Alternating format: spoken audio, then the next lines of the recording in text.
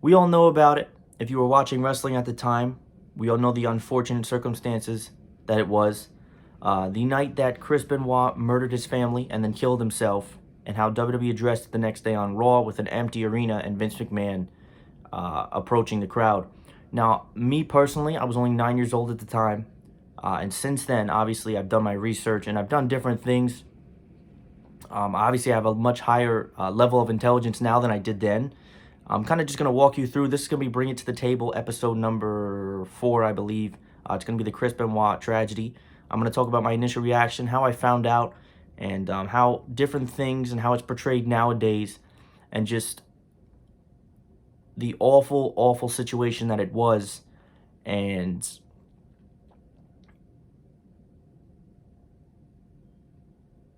just kind of where it stands now as a whole.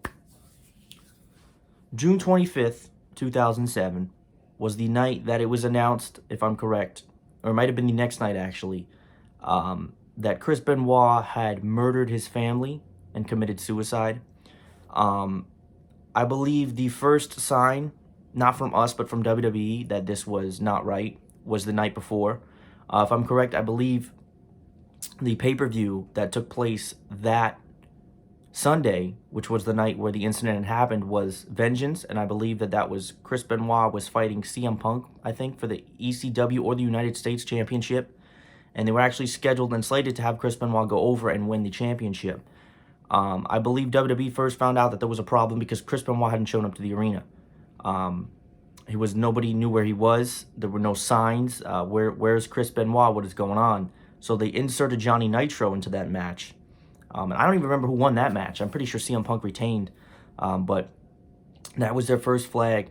And I think what WWE did from that point was they sent officials to Chris Benoit's house, and that is how they found the bodies, and they found the unfortunate and horrific scene that was at his Atlanta, Georgia home. Now, I didn't know about this until Raw had actually aired. Now, keep in mind, I was 9 years old at the time. So when you hear something like this and you first see it, what is going on? What's happening here? I did not have a cell phone at the time. I was only 9, and I feel like because I was somewhat of a crazy child, that my parents, I didn't even play a lot of even the mature rated games nowadays that everybody plays. I didn't play those till a much later age. I feel like a lot of that was because I was just not psycho, but I was just chaotic, and I couldn't control myself. Anyways, but I was 9 years old, and the first thing I seen when Raw came on the air was the graphic, the oval graphic of Benoit's image and in memory of. So at first I'm like, what the hell's going on here? And we see Vince McMahon make the announcement that Chris Benoit has died, and his family as well. Now, even being 9 years old, I knew that there was some realism to this for a couple of reasons. The first one was that Chris Benoit, or not Chris Benoit, there was an empty arena. And we know how Vince McMahon is. We know that he would never have an empty arena in any circumstance unless it was a crucial situation. And the second part of it was that Vince McMahon was actually at the arena. Now, for those of you that don't know, the storyline that happened a couple of weeks ago where Vince McMahon had, at kayfabe, not real storyline, had been killed in his limo explosion. I think we all remember that. I think people that don't even watch wrestling friggin' remember the limo explosion. And that specific night was supposed to be his funeral. So this was just a sense of bad timing for it, because we knew that Vince McMahon was supposed to have his funeral that night, and it was supposed to be just everybody celebrating life. And we all knew it wasn't real. We all know it didn't happen. Now, when the limo explosion actually did happen, I actually had thought that there was part of it that was real. Again, remember, I was 9 years old at this time. I barely even knew wrestling was real. This was kind of when I first started watching. I started very late, 2006. 2007 was the first full year of wrestling that I watched. Again, I was very non-aware of the product and just everything going on. I didn't know storylines. I didn't know wrestlers. I didn't know half of the knowledge that I knew now. So first thing was Vince McMahon with an empty arena. You know that this is real. He did make the announcement, and he stated that tonight instead was going to be dedicated to Chris Benoit and the life of him, his wife, and his son that was also murdered in the situation. Now, I think a lot of people tend to jump to the conclusion that Chris Benoit was this psychotic person, and how dare he, and he needs to burn in hell. I am no way shape, or form ever going to condone the things he did.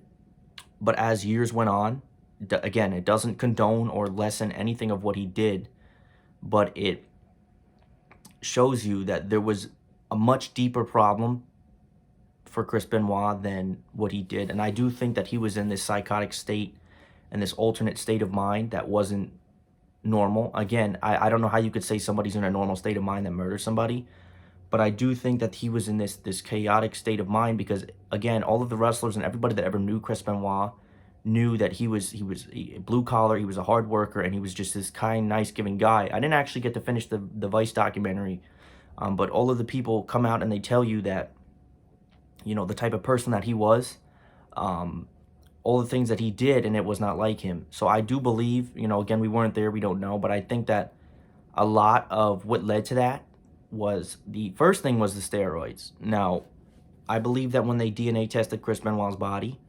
that there was a lot, not DNA tested, they tested his body. There was a lot of steroids that was in his system. Chris Benoit was a heavy steroid user. When you go back and look at it, you know, his body type and just how he was, I could definitely see that. I'm not taking any credit away from any type of work he's done because he was a very hard worker from what we all know. And we know that, you know, steroids could have a very negative effect on the body in terms of a lot of different things. Brain as well, it could have an effect on. And a lot of it now, what people don't realize is that it's a lot safer now. But back then, the chair shots that the wrestlers used to take, a lot of them were real. They were head on to the head, and Chris Benoit was very hardcore, and he did a lot of those things. So for me, actually, a lot of people believe today that a lot of it had to do with CTE, and I do personally believe that about 70% of what happened to Chris Benoit was CTE and steroid related. I do think that he was in this psychotic state of mind, and he was just not there physically. But one of the things that I've always wanted to know is, what was life like for the Benoit family leading up to that? Was it a chain of events where Chris Benoit was becoming this person, and was he becoming this guy that, you know, his family started to see clues, you know, he's not acting right, he's out later, he's doing these things. Again, he's not, the problem is that almost doesn't make sense because Chris Benoit's not home with his family really, because most of the time he's on the road. But for when he was home with his family, was he starting to show you these signs of behavior? Was he yelling at his kids? Was he being more aggressive? Was he just in a hostile state of mind, or did this all just happen at once? We've heard rumors that there were Bibles all around the house. We've actually even heard rumors that there were Bibles next to their bodies after they died. I can't imagine being a police officer, just anybody's body, not even Chris Benoit, and just walking into a scene like that where you just see dead bodies everywhere and you see people's Bibles. It's just very, very surreal and just unbelievable. But yeah, my initial reaction was definitely tears. I was a lot younger. Even now, I would still be upset. You know, when Kobe Bryant, God rest his soul, I was very emotional about that. I had the video up there. But for me, it was just really one of those things where it's hard to put your head around. Kind of similar to Kobe, but Kobe Bryant's situation was a lot different. It was an accident. It was a freak accident. It was very unfortunate. But Chris Benoit's situation was next level kind of crazy shit. And I will always remember, I didn't get to watch Benoit that long, you know, and I'm going back and watching the Attitude Era, but we knew how talented he was. Now, in terms of WWE handling this, this is a very difficult thing to handle for any company. McMahon made mention on that night on the show that we're going to dedicate the show tonight completely to Chris Benoit's life and legacy. And after tonight, we're not going to make mention of him in any WWE-related things. And that actually, to my knowledge, has held true because I've watched every broadcast since. The next night on ECW, they actually did another Benoit tribute. And then after that, I don't think they do their best they can to reverse or not mention Chris Benoit whatsoever in any type of circumstances. And I think that that's the right thing to do because it's very difficult. Because Chris Benoit is anybody that knew him, you knew that he was, without question, a Hall of Famer. But I think what makes it very difficult is, and this is one of the things that happened with China too, the reason why these characters are not in the Hall of Fame by themselves individually is because of the different things that they've been in. I think China should be in the Hall of Fame because she did porn. They're not going to have her in the Hall of Fame. I think that's ridiculous. But Chris Benoit is a very difficult one.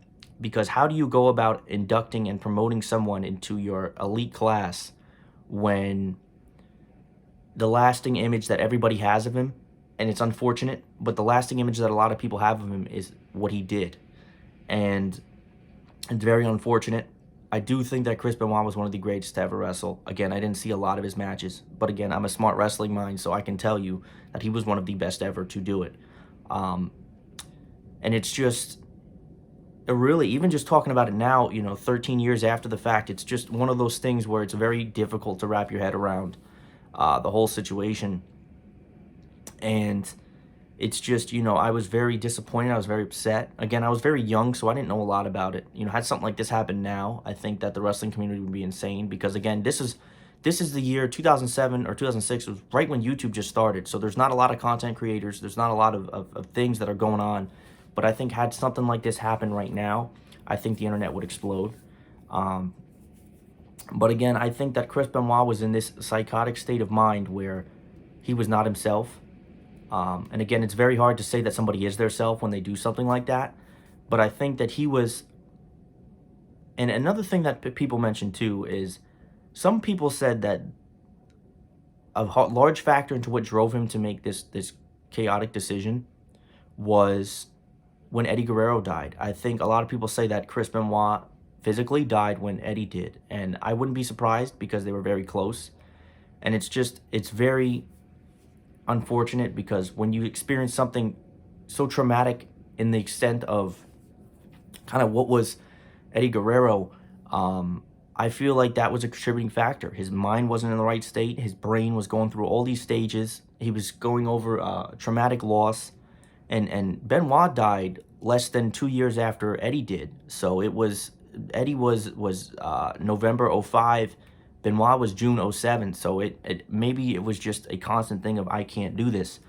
But it was just, anybody. And I think that it's important that a lot of people open their eyes to the situation. You can never justify it, but I think so many people are quick to say, oh, he's a murderer, he's this, he's that, but they don't like to educate themselves on the situation. And that's part of the problem, because I didn't personally know Benoit. I don't know if of some of the content creators that I'm in contact with did know him. I know a lot of you, the content creators, if you're watching, that are higher up. I'm not friends with too many people that have a large following. A couple of them. A lot of you have met or just known some of these wrestlers, and I don't know how you would come off of them, but anybody that knew Chris Benoit, I don't really know too many negative things that a lot of people had to say about him. The thing is a lot of people had positive things to say. I do think that when it was all said and done, that he really did love his family and he did care. It was just, again, I'm not justifying it, because I know that there will be somebody that approaches me and says, how can you justify this? To me, it was just one of those situations where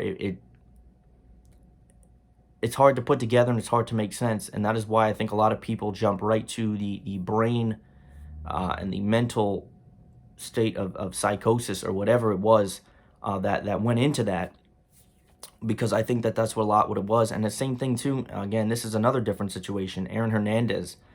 CTE was not well known in 2006, 2007.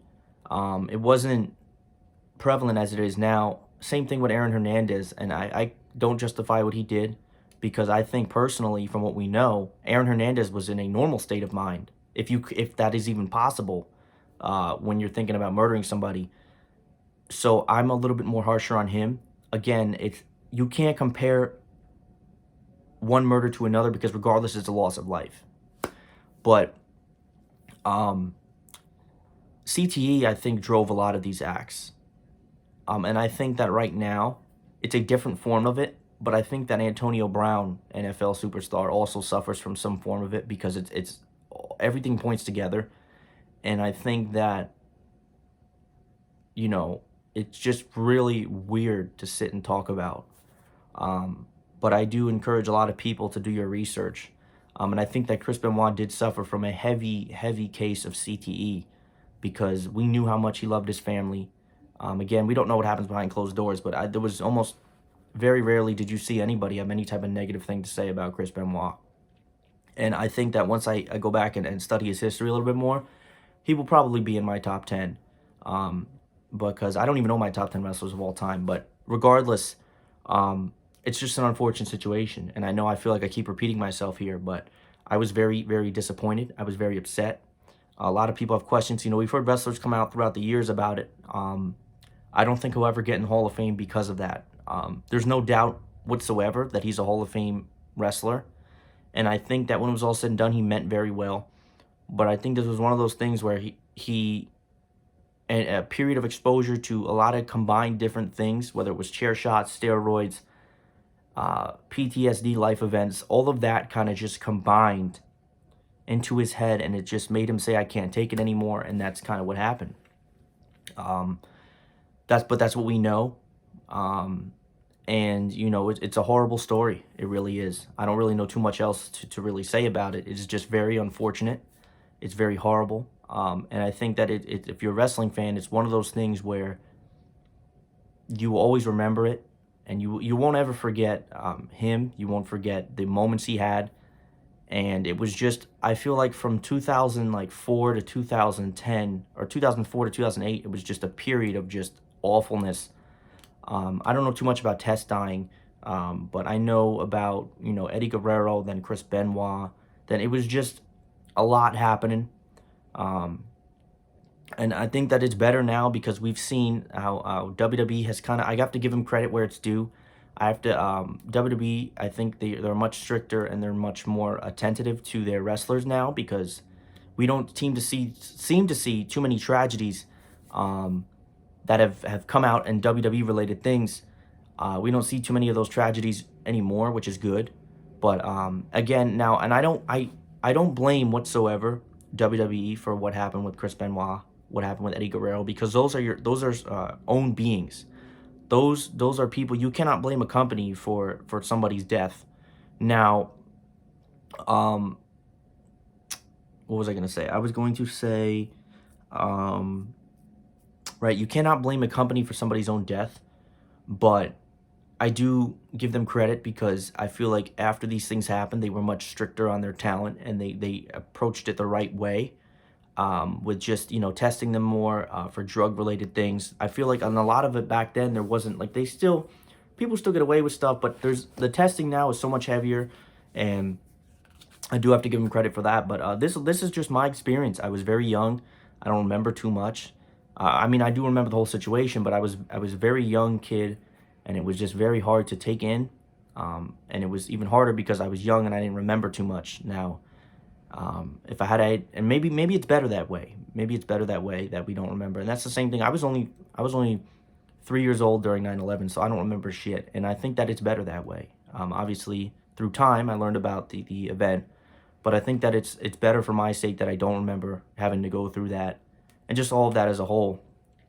Because well, I don't know, I'm getting all off on a tangent here about all kinds of tragedies, but the Chris Benoit tragedy will live forever. And again, my condolences are always with his family and friends, and I'll definitely have to get to that documentary and watch more of it. But it's just really unfortunate situation, but this is kind of just my experience with it, and I appreciate everybody for watching.